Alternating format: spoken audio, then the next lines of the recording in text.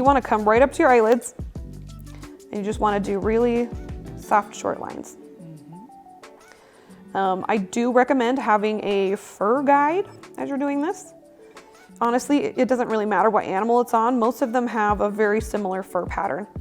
So you just want to make sure that your fur lines are going in the right direction, as I find a cat hair. Sorry guys.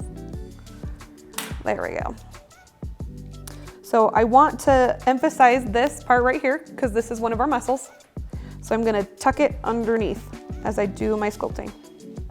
And I'm going to sculpt a little bit thicker right here because it'll show that divot a little bit better.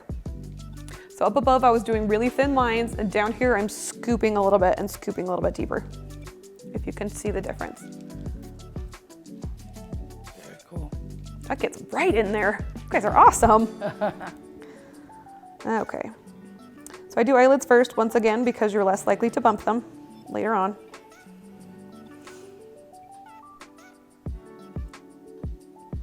And I like to leave my eyelids a little bit thicker. That's just something that I did when I furred faces.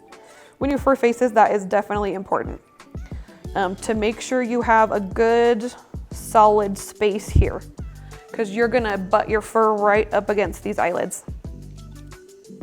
But you want a little bit of a lip because you want it to look realistic and not that your fur is like going into it.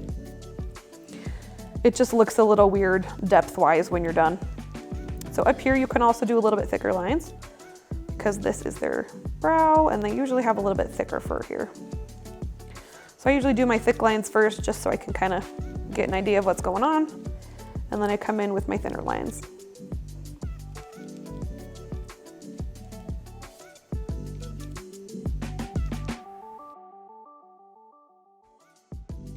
Hey Curious Mondo fans, thank you for checking out our YouTube channel. Don't forget to subscribe. Also, check out the other videos in the channel for some fabulous tips, techniques, and interviews with artists.